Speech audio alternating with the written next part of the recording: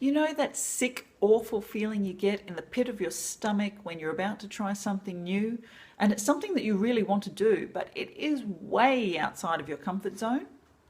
Well, stick around because you're about to learn how to turn that fear into momentum and motivation. I'm Tamara Ryan from Mind Plus, and what I'm going to share with you today will help you break through that fear barrier every time. You know how people say that you need to know the rules before you can break them? Well, you need to know how fear works before you can break through it.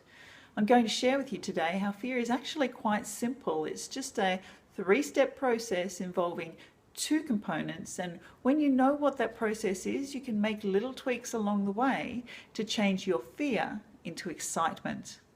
So let's start with the 2 components.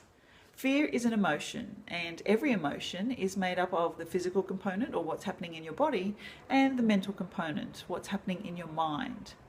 Now, the process that creates fear begins when your brain notices that you're in unfamiliar circumstances. For example, when you begin to try something new, your brain's primary function is to ensure your safety, security, and well-being, both physical and emotional. So when you're in unfamiliar circumstances, your brain doesn't know what's going to happen, and it perceives this as a potential threat. Something could go wrong here. So in order to manage the situation, your brain releases adrenaline, which heightens your awareness, makes you able to think faster, make decisions quickly, and run faster if you need to get away from danger. Now, this is a really useful reaction. It's called the fight or flight response. It happens automatically, and it's been keeping you alive for years. So that's step 1. When you're in unfamiliar circumstances, your brain releases adrenaline. Step 2 involves the thoughts that you think. Now, basically, what you focus on and what you think about this unfamiliar circumstance or situation determines how you interpret the physical sensation of all of this adrenaline rushing around in your body.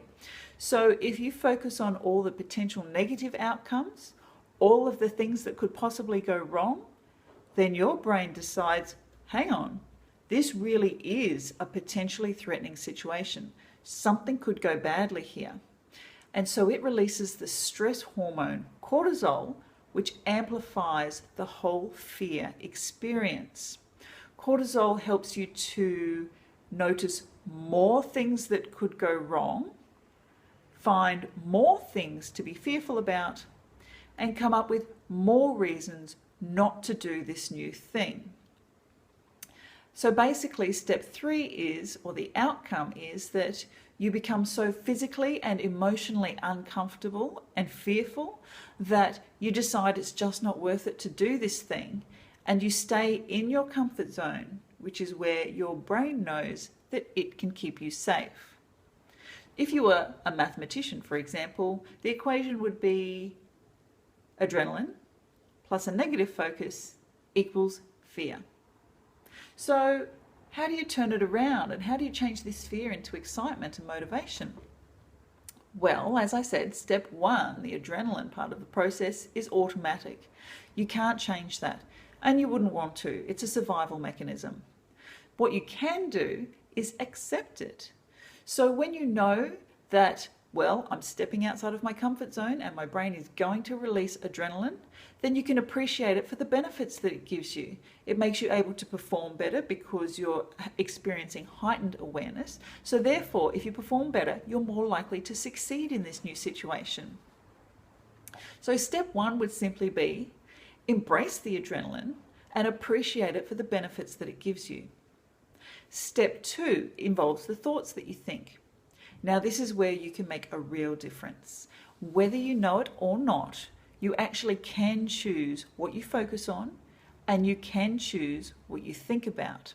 So instead of thinking about all the things that could possibly go wrong in this situation, think about all the things that could go well in this situation.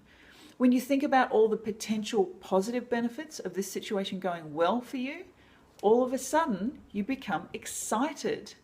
You interpret that feeling of adrenaline as excitement, and the more excited you become, the more things you find to get excited about.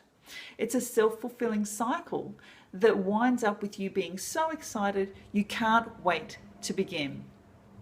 It really is that simple. The equation in this example would be that adrenaline plus a positive focus equals excitement. The interesting thing is that the physical effects of adrenaline are the same in either situation.